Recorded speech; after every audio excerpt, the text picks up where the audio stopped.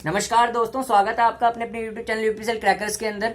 तो दोस्तों, आज हम जानेंगे कि जो सब्जेक्ट्स इंपॉर्टेंट है जेई एग्जाम के लिए, ठीक है, वो कौन कौन से इंपॉर्टेंट है। ठीक है, अगर आपको यूपीपीसीएल जेई एग्जाम क्लियर करना है तो उसके लिए आपके लिए कौन कौन से सब्जेक्ट इंपॉर्टेंट है, ठीक है, और क्या क्या आपको पढ़ के जाना है, ठीक है, ठीक है, और किस सब्जेक्ट से कैसी वेटेज होती है, ठीक है, भाग्य मैटर करता है नहीं मैटर करता, लक मैटर करता है नहीं करता, सारे पॉइंट्स पे डिस्कशन होएगी, ठीक है, और क्या छोड़ के जाना चाहिए क्या नहीं छोड़ के जाना चाहिए। तो अभी हम बात कर रहे हैं टेक्निकल सेक्शन की, ठीक है। तो आज का वीडियो अच्छा होने वाला है, ठीक है, लाइक सब्सक्राइब और शेयर करना और अपने फ्रेंड्स तक भी शेयर करना, ठीक है। तो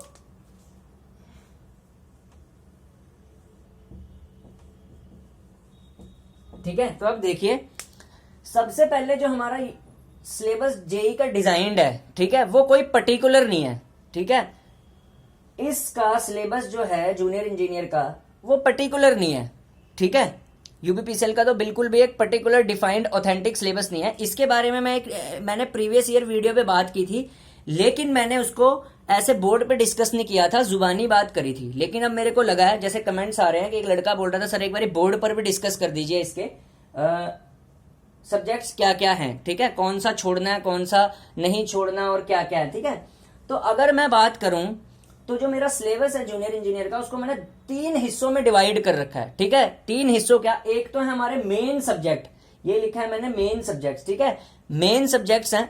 दूसरे हमारे फालतू के सब्जेक्ट्स, ठीक है, ठीक है, और तीसरे हमारे हैं दिमाग खाऊ सब्जेक्ट, ठीक है। तो 3 हिस्सों में डिवाइड कर रखा है। या मेन सब्जेक्ट को अगर मैं कहूं तो उनको मेन के आगे मैंने नीचे लिख दिया कोर सब्जेक्ट्स, ठीक है, इनके आगे मैंने लिख दिया कोर सब्जेक्ट्स, ठीक है।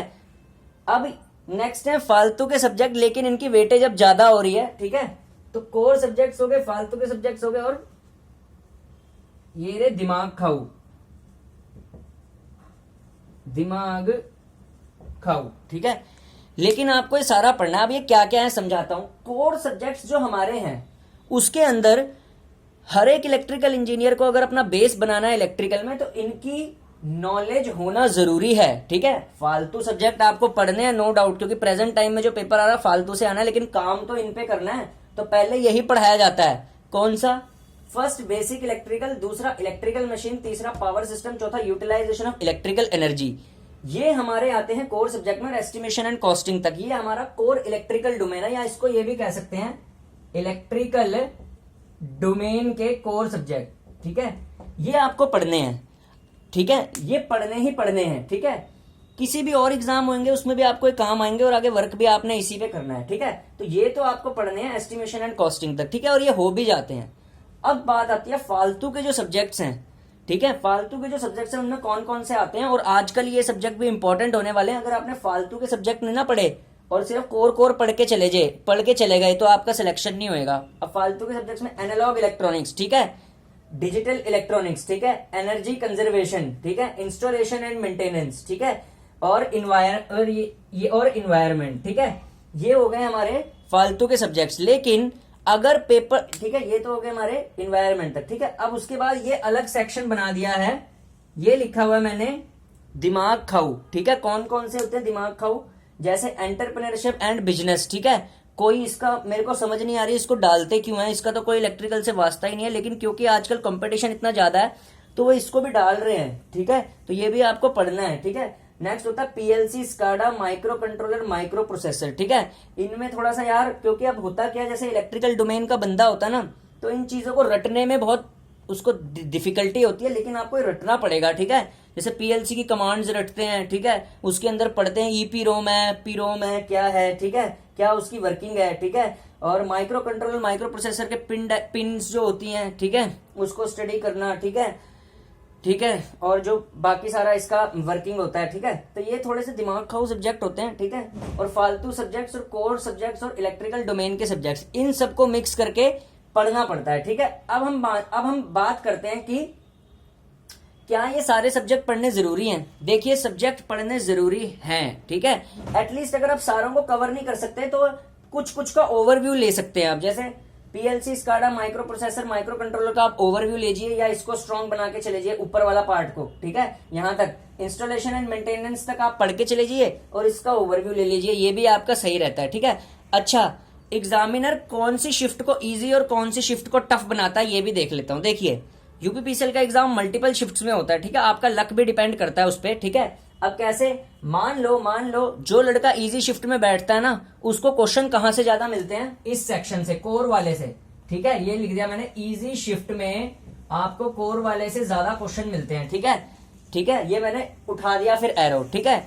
जिसकी किस्मत बहुत अच्छी होती है उसको थोड़ा इससे, ठीक है, इजी शिफ्ट बेस शिफ्ट होती है लेकिन उसमें क्वेश्चन सही से बन जाते हैं, ठीक है। हालांकि इनको थोड़ा सा क्या बोलते हैं, डिसएडवांटेज भी होता है, इनको नॉर्मलाइजेशन नहीं मिलता इजी शिफ्ट वालों का, ठीक है।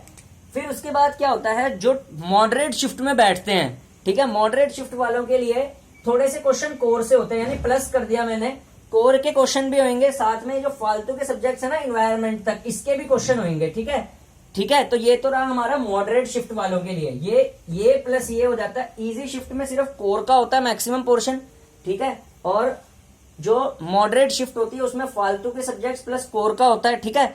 और जिसकी किस्मत सबसे माड़ी होती है ना, जो टफ शिफ्ट में बैठता है, लेकिन टफ शिफ्ट में बैठने का फायदा ये होता है, अगर आपने थोड़ा सा भी पेपर मतलब चाहे गंदा शंदा भी किया आपने, अगर 110 या 115 तक भी मार्क्स अगर आपने ले लिए ना मॉडरेट शिफ्ट में, या 120 नंबर भी, आपका सिलेक्शन होना पक्का होता है। सॉरी, मॉडरेट नहीं, हार्ड शिफ्ट में, अब हार्ड शिफ्ट की बात करने वाला हूं। हार्ड शिफ्ट में अगर कोई लड़का 120 नंबर तक भी ले गया ना सारा पेपर मिला के, तो उसको कम से कम 30-40 नंबर तक का नॉर्मलाइजेशन मिलता है। और हार्ड शिफ्ट वालों को क्या क्या झेलना पड़ता है, उनको ये सारा, ठीक है। तो भाई जो हार्ड शिफ्ट में बैठता है उसको दिमाग खाओ सब्जेक्ट्स भी मिलते हैं, फालतू के सब्जेक्ट्स भी मिलते हैं, और कोर इलेक्ट्रिकल सब्जेक्ट भी मिलते हैं, ठीक है। तो हार्ड शिफ्ट में अगर आपका नंबर लग गया, ठीक है, तो इसीलिए कह रहा हूं सारे सब्जेक्टों का ओवरव्यू लेके चले जाना एक बार ही, ठीक है। और जिसने पूरी तैयारी कर रखी है उसके लिए तो कोई दिक्कत की बात नहीं है, ठीक है। अच्छा, और एक और डाउट क्लियर कर देता हूं। कुछ बच्चे पूछ रहे थे क्या आरके राजपूत, जेबी गुप्ता ये पढ़नी जरूरी है इस एग्जाम के लिए। देखिए, आरके राजपूत, जेबी गुप्ता से आजकल क्वेश्चन नहीं आ रहे, लेकिन सच में बताऊं, अगर इलेक्ट्रिकल इंजीनियर का कोई बेस बनाती है ना किताबें, तो आरके राजपूत और जेबी गुप्ता बनाती हैं। तो आपको एक करनी चाहिए, करके तो जानी चाहिए। आरके राजपूत भी और जेबी गुप्ता भी आप पढ़ के चले जाइए, ठीक है, जेबी गुप्ता भी आप पढ़ के चले जाइए, ठीक है।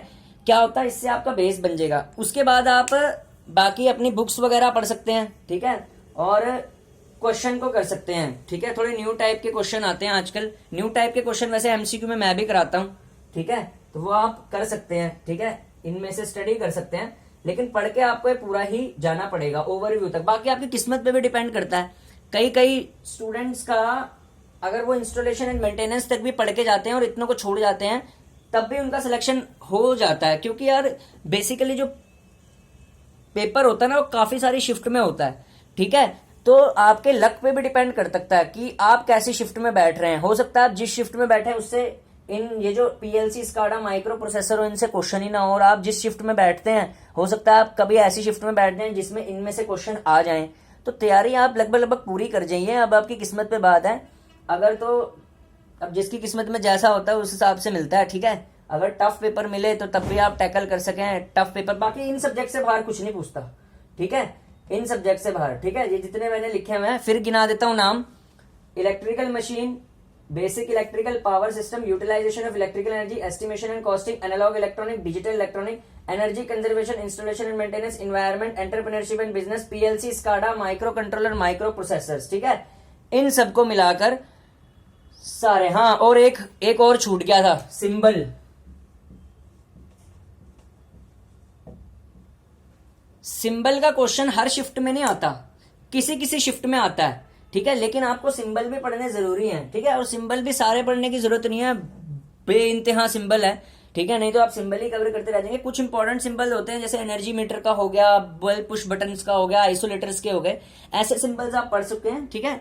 तो सिंबल पे वैसे आप एक लेक्चर लेके किस दिन मैं सिंबल पे भी ले दूंगा, ठीक है, आपको करा दूंगा, तो सिंबल भी आप पढ़ के जा सकते हैं, ठीक है। और ये तो रहा टेक्निकल सेक्शन की बात, ठीक है। अब नॉन टेक सेक्शन की बात करते हैं। नॉन टेक में यहाँ पे लिखूंगा नहीं, सिर्फ और सिर्फ जो चेंज हुआ है यूपीपीसीएल में वो टेक्निकल सेक्शन में ही चेंज हुआ है कि इसमें ना फर्दर सब्जेक्ट्स ऐड होते रहते हैं हर साल, ठीक है। इसमें सब्जेक्ट ऐड होते रहते हैं हर साल, और ये सिलेबस ऐड होके ही बना हुआ है। मैं समझाता हूँ इसका सिलेबस टेक्निकल का बना कैसे। इसका खुद का सिलेबस नहीं है। 2018 तक इसका सिलेबस सिर्फ इतना होता था, ठीक है। कितना कचरा सा एसएससी जेई का सिलेबस होता है ना, जैसे कचरा सा सिलेबस, जैसे बेसिक इलेक्ट्रिकल आ गई, इलेक्ट्रिकल मशीन आ गई, पावर सिस्टम आ गई, यूटिलाइजेशन और एस्टिमेशन एंड कॉस्टिंग।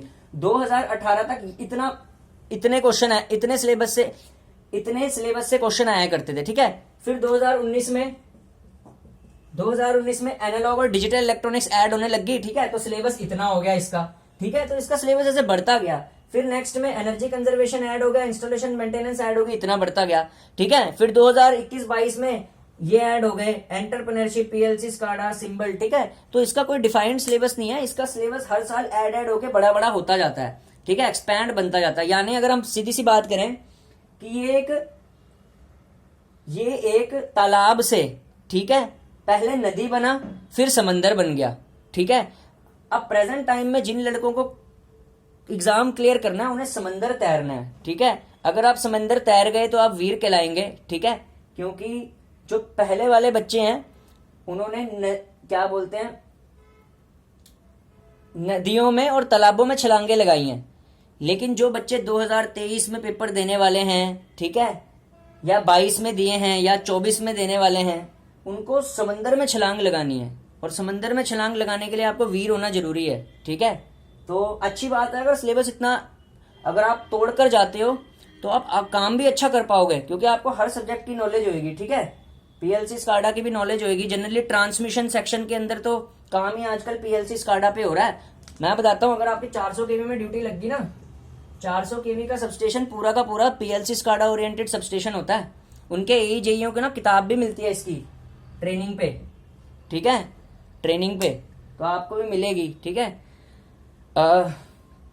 तो बस दैट्स ऑल, इतने को स्टडी करना है, ठीक है। हाँ, आप बात रहेगी नॉन टेक की। नॉन टेक की यहाँ पे नहीं लिख रहा। नॉन टेक में ना सिर्फ 3 सब्जेक्ट्स हैं इसके, जीएस है, रीजनिंग है और हिंदी है, ठीक है। हिंदी बहुत टफ नहीं पूछता ये।